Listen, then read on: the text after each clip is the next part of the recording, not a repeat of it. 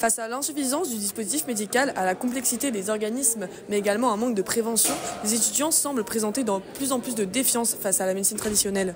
Des honoraires trop élevés ou tout simplement un manque de temps, c'est surtout un manque de spécialistes qui est à l'origine du renoncement aux soins chez les étudiants. Mais alors comment se soigner quand on tire un trait à la fois sur la médecine traditionnelle et sur le système médical français? Allons voir les principaux concernés. La dernière fois que tu es allé chez le médecin, c'était quand? Je crois que c'était il y a 6 mois ou peut-être un peu plus. Honnêtement, je sais plus. Je crois que c'était il y a 4-5 mois pour une licence de sport, mais rien de plus. La dernière fois que je suis allée chez le médecin, je pense que c'était l'année dernière. Quelles sont les raisons qui poussent le plus les étudiants à aller consulter? Je connais beaucoup de gens qui... Tout ce qui est problème psy, tout ça, justement, ils vont pas trop. Tout ce qui est pour des plus petits problèmes aussi, ils vont pas trop. Vraiment, je pense que c'est plutôt grave.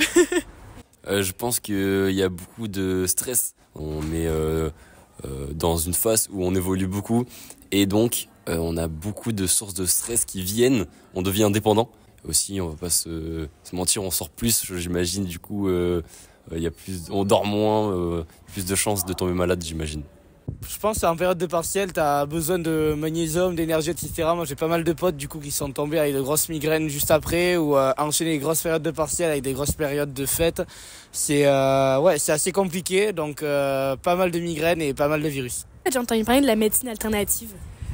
Oui, moi je vais peut-être bientôt faire de l'hypnose parce que je suis en médecine et je fais des malaises à cause des prises de sang et donc pour essayer d'arrêter ça. Et après en autre médecine alternative, je connais pas trop, non.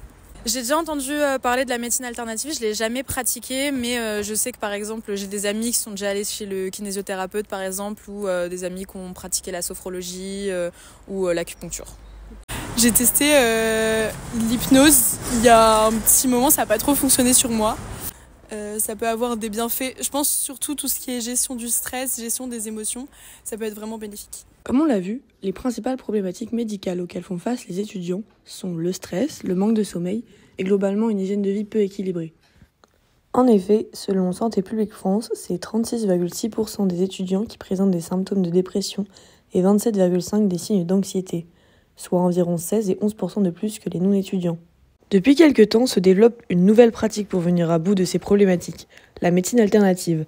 Loin des pratiques traditionnelles, cette médecine douce inclut par exemple la méditation, l'hypnose, l'acupuncture ou encore la sophrologie. Nous avons contacté Véronique Varlet, hypnothérapeute basée à Paris, pour comprendre les enjeux de ces nouvelles méthodes. Mais alors, pourquoi la médecine alternative semble de plus en plus se développer chez les étudiants ? Les personnes qui viennent consulter en hypnose, enfin plus particulièrement les jeunes, sont vraiment désespérés. Ils n'ont pas trouvé de médecin traitant ou de spécialiste. C'était trop long, ils ont dû être orientés vers les urgences et c'est pas la réponse à leur demande. De quelle manière les déserts médicaux impactent-ils les professionnels de médecine alternative ? Alors, les hypnothérapeutes sont plus disponibles que les psychiatres ou les psychothérapeutes qui sont effectivement débordés.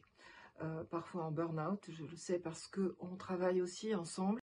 Selon vous, en quoi ces nouvelles pratiques sont de bonnes alternatives pour les étudiants ?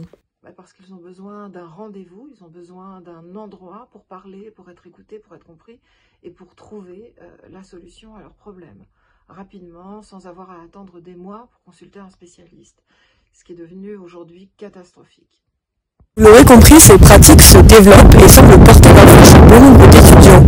Néanmoins, ces pratiques restent complémentaires à utiliser en plus de certains soins conventionnels.